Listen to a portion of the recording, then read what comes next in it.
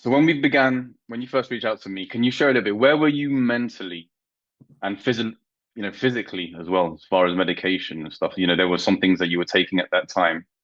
But if you can share a little bit about where were you in that point of life that you felt that you needed, that you wanted to explore something like mindfulness? I was tired of my own bullshit, if I'm honest with you. I was at that point where I knew that I was perfectly capable of the things that were consistently depleting me.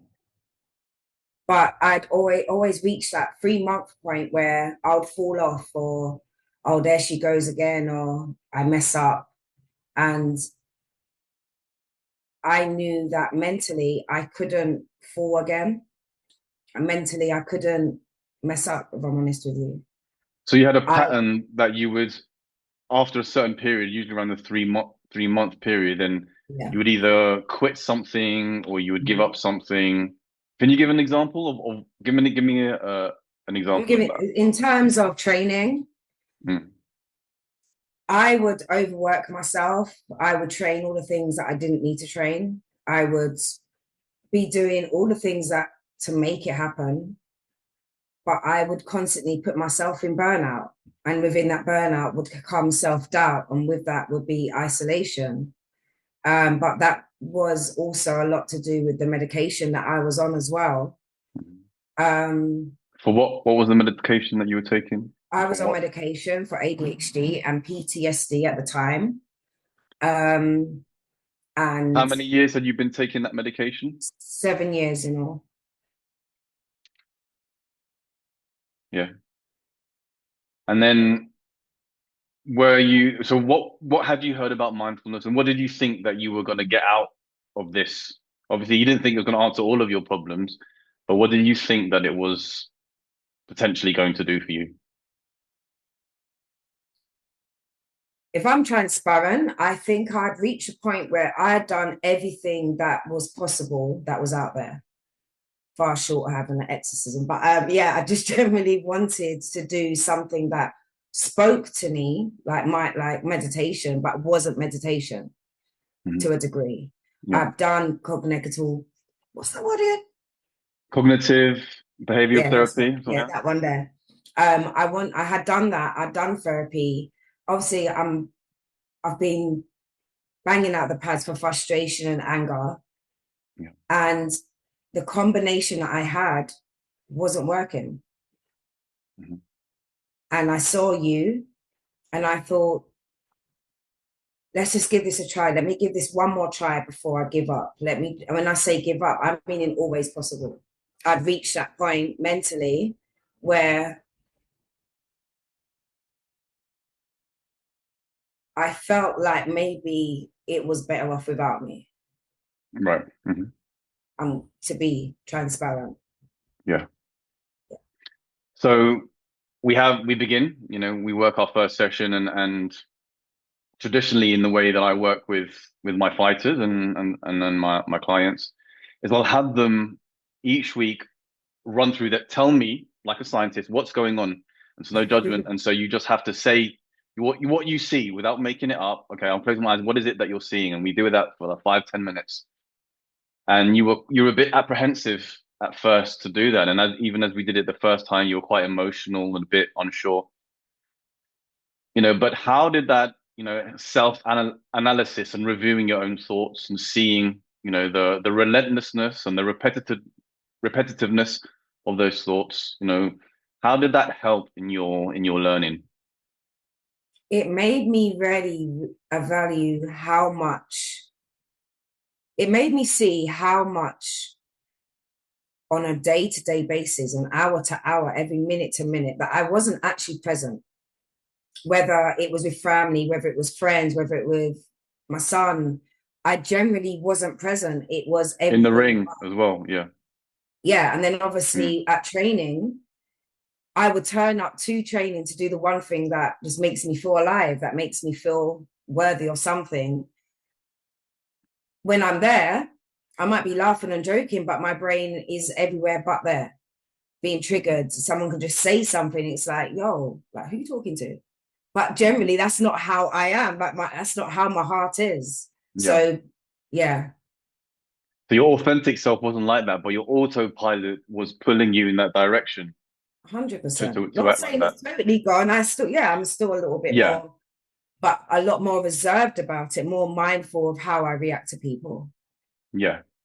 It's like, whether the fear or the boredom or the love or the joy, those things don't go away, but it's how we then respond to them, Hmm. right? Just as when someone says something to you or you get hit in the face during a fight and the initial triggers, those triggers don't define you. It's like we can now take the role of the observer, notice the trigger, and with that practice of just keep doing those push-ups, we develop the muscle to, hey, I am not that. I am the witness to that. Now, what do I want to do?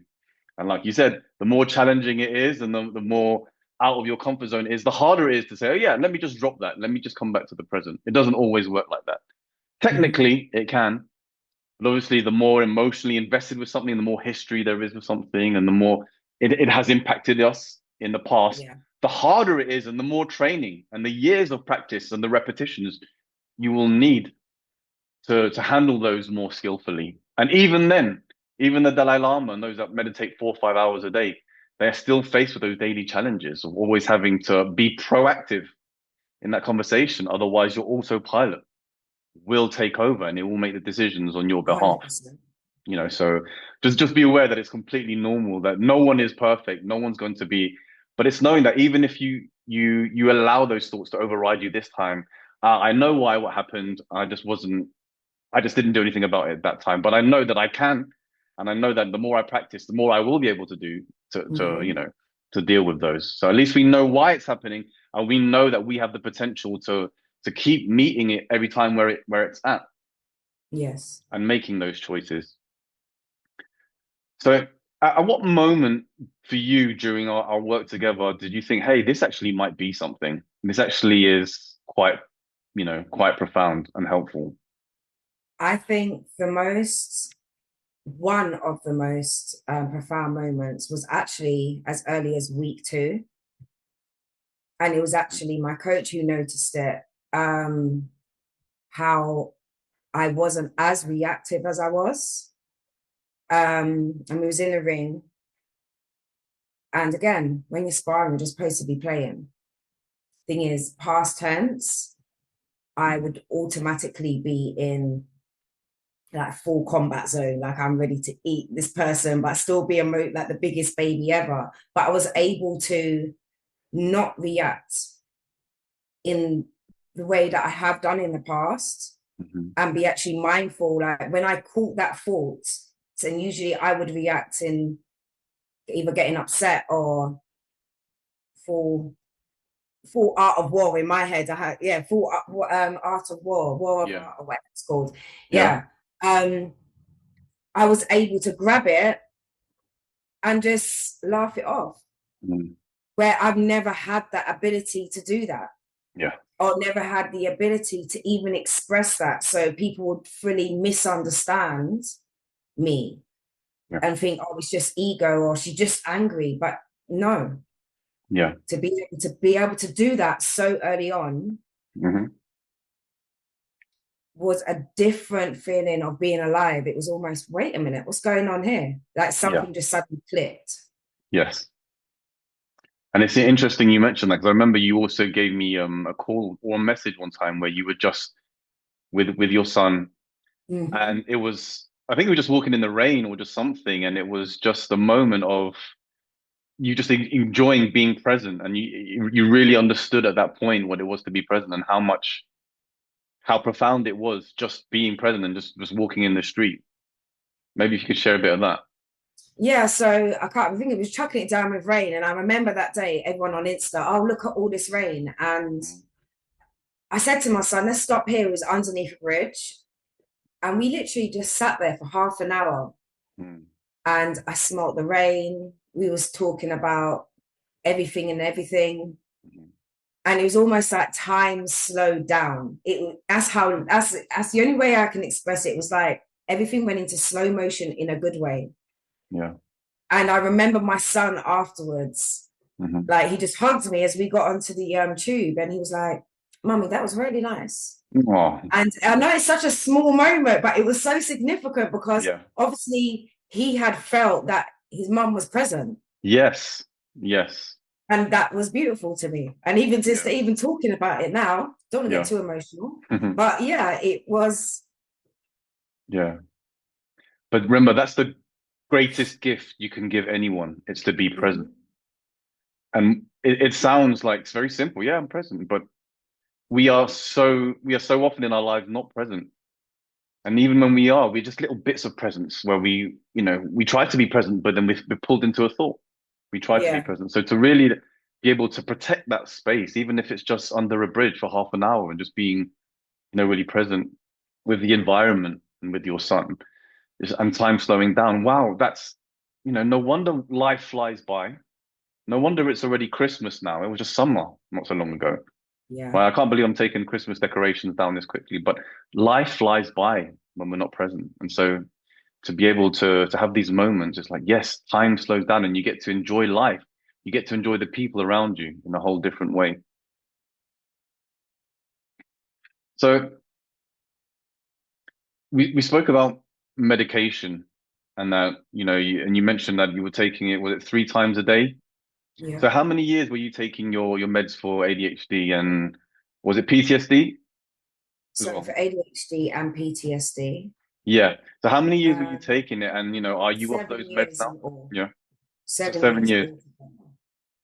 And when I had met you, I was probably at the highest dosage I could probably take. Um, Not to say certain times I wouldn't remember taking it because, as again, it was like I was there everywhere trying to do everything. And I suppose I need to be accountable of the fact that I was also trying to meet demand of all the things that I should be doing, when Mhm. in reality, it was either all or nothing. It had become nothing. I had realized when I met you on the medication, I couldn't continue like this anymore. Yeah. So where are you now on that medication? And so yeah, where are you now on that medication? And was it just one day I stopped taking it, or did you just no longer felt the need? Explain It was explain a how you mean that. transition. Yeah. Yeah. It was a slow transition. The first thing I noticed was the PTSD. Like I was no longer having flashbacks. I was no longer not being able to go to sleep. I was no longer not feeling the way I did. And to be as transparent as I can, that feeling had got to the point where I felt like maybe this world was better off without me. I had felt almost like a burden. And I think I kind of used that a lot in obviously our sessions, and being off the medication totally for, I stopped in August, the PTSD medication totally. And it was like a light bulb switched on. And that's, I think that's why obviously I continued working with you, because I knew that I couldn't just stop working with you and stop taking medication. The ADHD now I no longer take. I'm more Yeah. mindful of what I absorb. Hmm. And I'll be honest, I kind of like my unhinged side to me, to be honest Yeah. with you, and And fully feel everything. yeah. And what we were saying, you call it the unhinged side, and I was referring it to as your most authentic self. Yes, Being yeah, I being agree. who you truly are on the inside, and maybe all these years you were trying to, or you were being Fit this in. thing that was being led by the autopilot. And the Yeah. autopilot we know comes from your experiences and whatever, nurture nature and all that, the trauma and all that. That's what shapes who that autopilot is. But deep down inside, you were saying that there was this person that was screaming to come out. And so, And just yeah, to elaborate on that, when I came off of it, um, obviously I was working with yourself. I still knew that there was something missing, even with working with yourself. But working with yourself gave me the confidence to dig deeper into yeah, myself and how my thought process was. hmm And I had the ability to notice women had certain patterns that I was making. And then I went to the doctors and so forth and said that I've been working with somebody doing mindfulness. And then I went through the tests, and then they was like, not like I didn't already know. I've known secretly all my life, Mhm. but it's something I was ashamed of. And to realize that, yeah, guess what? You're fully HD. You're on you're also on the spectrum as well.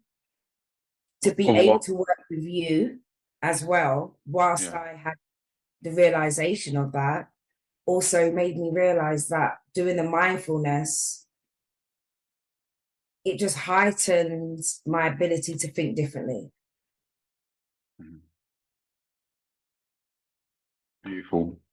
So a year on now, I think, Mm-hmm. is it a year? I think it's something on that. How would you describe your life now compared to, before the course?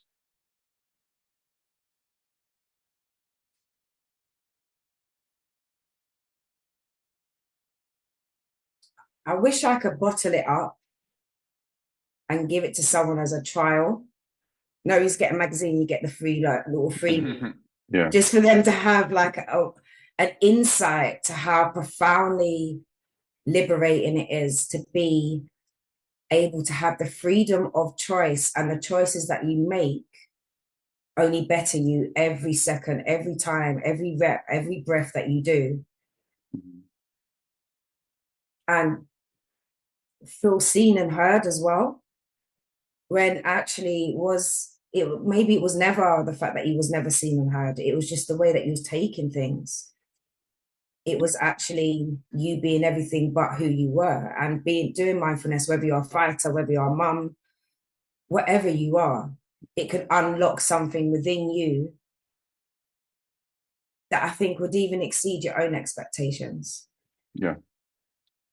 So because it seems like very, it's affected your life and, Mm-hmm. your what you were going through there. But as a fighter, and, if I'm a fighter listening to this conversation at the moment, like, well, what's in it for me, or why, uh, how, how has it helped you as a fighter? And, what advice would you have for other fighters who may be thinking about mindfulness, you know, related to that? How does that help?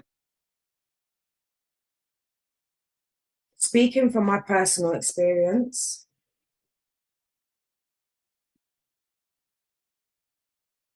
we get told, trust the process.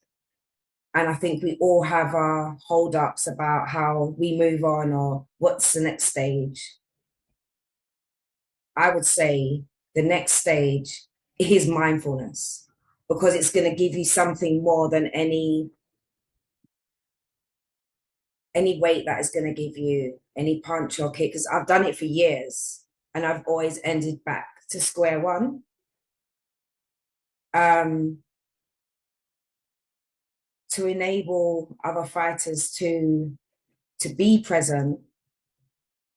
Can you ask me that question again, please? Yeah.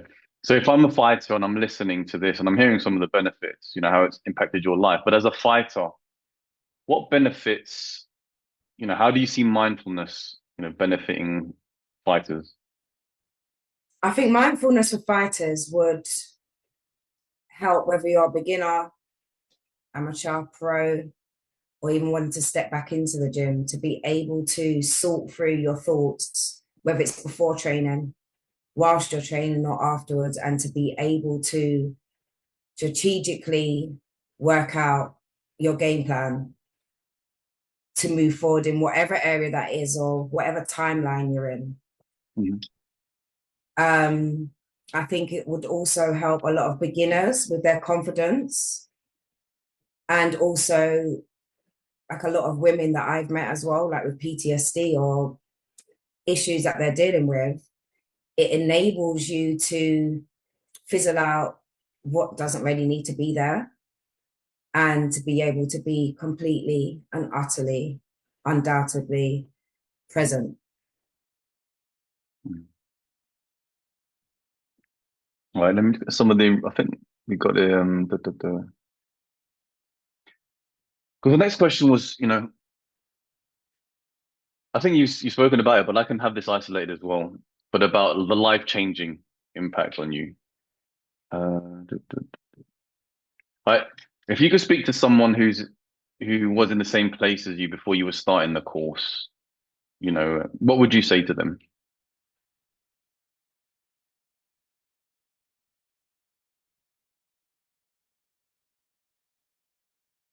Hmm. What would I say to them? Yeah, so because I'm sure that you have, right? I'm sure you've spoken about this many times, and that you know very well my pain now of trying the struggle of trying to explain it to someone. But if you could try, what would you say to someone who was in a similar situation to you, and they were considering doing mindfulness? What would you say? I would tell them just to give this one last, just let this be the one thing that you do before you Yeah, make any other decision, yeah, irrespective if you're a fighter or if you're struggling mentally, physically, in any way possible. mhm, Just give this 1 or 2 sessions at best, yeah, and you will be addicted. Like literally, it becomes an obsession because you are forever seeing and feeling as well, which I think is a core. You're feeling the right things, not what your mind is telling me, which will telling me or that person is telling you the wrong thing. Like you can get to a place where you can make decisions based upon what is right, not what your brain is trying to tell you, which 9 times out of 10 is a liar. yeah. So one fun exercise I like to do, because I remember asking you in our first session, what do you think mindfulness is? And you gave me an answer. So if in like 20, 30 seconds, not so much for fighters, not for your example, but if, for a dictionary definition for you, what is mindfulness? Mindfulness is the ability to reach deep down and pull out your most authentic self and have the freedom of choice to choose what it is you want and you need in that present moment, Pretty sick, actually. unapologetically. Yeah, that was pretty sick. Yeah. Couldn't have said it better myself. All right. And again, just personally from a coach, there's nothing that makes me happier than when I see progress and to see progress so early on. And I know that this is deep and this is powerful. I know how amazing it is because I went down that journey and, I dedicate my life to teaching it. That's how, that's how much I believe in it. And I know, and it's nothing voodoo or hippie. This is just you seeing reality, getting closer to what reality is and getting a better grasp on it. So to see your progression, the fact that you're off your meds, the fact that you're a completely different person in the mind. Yes, we still have the same challenges. Yes, we have still have the triggers and the scary thoughts, but we're different now. We've changed our relationship with that. We don't win all the battles, but we're winning the war, and we're able to face life every, like I said, with your son, with in the ring, with any situation. We didn't touch on it much, but your some of your illnesses that arose during the time that we were together. Having to move around, whatever life throws at you. Yes, they're tough, and life's always going to be tough. But now we have these new tools with us that allow us to face these challenges in a far more different way, in a more skillful way. Yes, we will still suffer. Yes, we will still feel the pain, but we can manage that skillfully. And we know that there's hope. We know that there's life, beyond the pain. There's the event itself, and then there's how we respond to the event. I break my leg. I can't stop the fact that my leg's been broken. But do I want to complain about it? Do I want to say poor me? Or do I want to, then go and try and live my life in a more skillful way?